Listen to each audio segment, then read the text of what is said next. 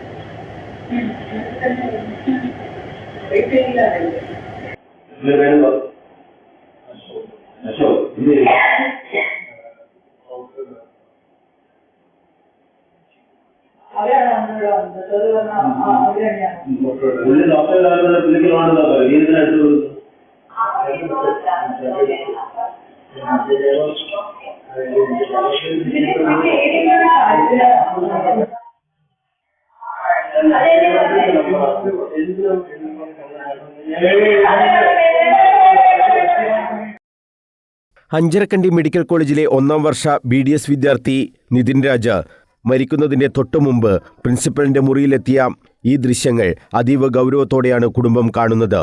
പ്രിൻസിപ്പലിന്റെ മുറിയിൽ ആൾക്കൂട്ട വിചാരണ നടന്നു എന്നാണ് കുടുംബത്തിന്റെ ആക്ഷേപം. ഇക്കാര്യം പ്രിൻസിപ്പാളിനോട് തന്നെ പറഞ്ഞതായി നിതിൻ രാജിന്റെ സഹോദരി ഭർത്താവ് അശോകൻ പറഞ്ഞു. ഇവിടെ വിചാരണയ്ക്ക് നേതൃത്വം നൽകിയ പ്രിൻസിപ്പാളും ഡോക്ടർ ലതയും അടക്കമുള്ള എല്ലാവർക്കുമെതിരെ ആത്മഹത്യാ പ്രേരണ കുറ്റം ചുമത്തണമെന്നും അശോകൻ പറഞ്ഞു. തീർച്ചയായിട്ടും ഞങ്ങൾ പ്രിൻസിപ്പളും ഈ പറഞ്ഞ ലത മറ്റു 3 പേര് ഫൈസൽ ഉൾപ്പെടെ ഈ പറഞ്ഞ ആ റൂമിലുണ്ടായിരുന്ന മറ്റ് ഈ CCTV കാണുന്നുണ്ടല്ലോ, ആ ദൃശ്യത്തിൽ കാണുന്ന എല്ലാവരും കുറ്റക്കാരാണെന്നുള്ള രീതിയിൽ തന്നെയാണ് പോകുന്നത്. ഇവരിപ്പോഴും പറയുന്ന ഒരു അവ്യക്തതയില്ല. പ്രിൻസിപ്പൾ ഓരോ നടന്ന കാര്യങ്ങളെക്കുറിച്ച് ചോദിക്കുമ്പോഴും ഒഴിഞ്ഞു മാറുകയാണ് ചെയ്യുന്നത്. ഓരോ കാര്യങ്ങളും പറയുന്നതിൽ വ്യക്തതയില്ല. പറയുന്ന സമയങ്ങളിൽ പറഞ്ഞു പോയിട്ടുള്ള വിഷയങ്ങളിൽ ഒന്നും ഒരു വ്യക്തത കിട്ടുന്നില്ല. തീർച്ചയായിട്ടും നമ്മൾ മുമ്പോട്ട് തന്നെ പോകും. ഈ പറയുന്ന ആദ്യം നമ്മൾ പ്രതികളെന്ന് പറഞ്ഞാൽ ഈ റാമും പിന്നെ രണ്ടാമത്തെ പ്രതി സംഗീത, അവർ ശക്തമായിട്ട് നമ്മൾ ഉറച്ചു വയ്ക്കാനാണ് ഈ രണ്ടുപേരെ പേരും സംഗീതയും ഉണ്ട്, ഇല്ലയെന്നില്ല. അവരാരൊക്കെ രക്ഷപ്പെടുത്താൻ നോക്കിയാലും സംഗീത പ്രതി തന്നെയാണ്. ഈ 2 പേരും കൊലപാതകികളാണ്. പിന്നെ ആ സംഭവ ദിവസമുള്ള കുറ്റവാളികളെന്ന് പറയുന്നത് ഈ പറഞ്ഞ ലത പ്രേരണ കാരണമാണ് അവൻ ഇങ്ങനെ ചെയ്തിരിക്കുന്നത്. അപ്പോൾ ആത്മഹത്യാ പ്രേരണയുള്ള ഒരു കുറ്റം അവിടെ നിന്ന് ഉണ്ടായിട്ടുണ്ട് അവരുടെ ഭാഗത്തു നിന്ന്. അപ്പോൾ അത്രയും മെൻ്റലി ടോർച്ചറും ഒരു അപമാനിക്കലും അവനുണ്ടായപ്പോൾ അവന് സഹിക്കാൻ പറ്റിയിട്ടില്ല. അപ്പോൾ അതെന്തൊക്കെയോ സംഭവങ്ങൾ അവിടെ നടന്നിട്ടുണ്ട്. അപ്പോൾ അതിൻ്റെ പേരിൽ നടന്ന വിഷയങ്ങളാണ്. അതിനുശേഷം ഇവിടെ നിന്ന് അവൻ കരഞ്ഞുകൊണ്ട് പോയി. ഒരു പക്ഷേ അവർ പറയുന്നത് പോലെ 3ാമത്തെയോ 4ാമത്തെയോ നിലയിൽ നിന്ന് ചാടി ആത്മഹത്യ ചെയ്തിട്ടുണ്ടാവാം. ആശുപത്രിയിൽ ചികിത്സാ പിഴവുണ്ടായിട്ടുണ്ട്. വലിയ സംശയങ്ങളാണ് ഇതുമായി ബന്ധപ്പെട്ട് തങ്ങൾക്കുള്ളത്. നിതിൻ രാജ് കെട്ടിടത്തിന്റെ മുകളിൽ നിന്നും വീണു മരിച്ചു എന്നാണ് മാനേജ്മെന്റ് അറിയിച്ചത്. 3 മണിക്കൂറോളം എന്ത് ചികിത്സ നൽകി എന്ന കാര്യത്തിലും സംശയമുണ്ട്. ചികിത്സാ പിഴവും ഉണ്ടായി എന്ന് തന്നെയാണ് സംശയിക്കുന്നത്. ഇതേക്കുറിച്ചും അന്വേഷണം വേണം. അവർക്ക് തീർച്ചയായിട്ടും അവനൊരു മെഡിക്കൽ ട്രീറ്റ്മെൻറ്റ് കിട്ടാൻ വൈകിയതായിട്ട് ഞാനും അറിഞ്ഞു. കാരണം എത്രയോ സമയം മണിക്കൂറുകൾ അവിടെ കിടന്നിട്ടാണ് കാഷ്വാലിറ്റിയിലേക്ക് കൊണ്ടുപോയതെന്നാണ് കണ്ടുനിന്ന കുറച്ച് കുട്ടികൾ അവിടെ പറഞ്ഞിരിക്കുന്നത്. പിന്നെ അവിടെ ഈ ക്യാൻറ്റീനാണ്. ആ ക്യാൻറ്റീൻ്റെ ഭാഗത്തു നിന്നുള്ള ചേട്ടന്മാരാരൊക്കെ എടുത്തുകൊണ്ട് പോയതായിട്ടും പറയുന്നുണ്ട്.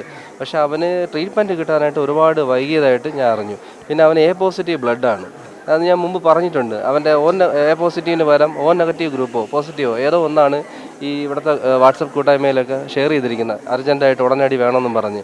പക്ഷെ അത് എന്താണെന്ന് മനസ്സിലാവുന്നില്ല. ഉണ്ട്, തീർച്ചയായിട്ടും ചികിത്സ വൈകിയിട്ടുണ്ട്. ഒരു ബെറ്റർ ട്രീറ്റ്മെൻറ്റ് ഇവിടെ നിന്ന് കിട്ടിയിട്ടില്ല. അത് ഒരു പക്ഷേ അവർക്ക് തന്നെ അറിയാമല്ലോ, ഒരു നല്ലൊരു ആംബുലൻസ് എത്തിച്ചു കഴിഞ്ഞാൽ എത്രയും പെട്ടെന്ന് എത്തിക്കാനുള്ള സൗകര്യങ്ങൾ ഇവിടെ ഉണ്ടല്ലോ അടുത്ത ഹോസ്പിറ്റലിൽ. കണ്ണൂരിലാണോ ഇല്ലാത്തത്? ആൾക്കൂട്ട വിചാരണ നടത്തിയവർക്കൊപ്പം ഡോക്ടർ MK റാം, ഡോക്ടർ സംഗീത നമ്പ്യാർ എന്നിവരും നിതിൻ രാജിന്റെ ആത്മഹത്യക്ക് കാരണക്കാരാണ്. ഇവരുടെ അധിക്ഷേപവും മാനസികമായി നിതിനെ തളർത്തിയിരുന്നു. ലോൺ ആപ്പിന്റെ പേരിലാണ് പ്രിൻസിപ്പലിന്റെ മുറിയിൽ വെച്ച് നിതിൻ രാജിനെ വ്യക്തിഹത്യ നടത്തിയത്. ലോൺ ആപ്പിലേക്കുള്ള അന്വേഷണവും തൃപ്തികരമാണെന്ന് പറയാൻ കഴിയില്ല. ലോൺ ആപ്പിന്റെ യഥാർത്ഥ നടത്തിപ്പുകാരെ കണ്ടെത്താൻ പോലീസിന് കഴിഞ്ഞിട്ടില്ല.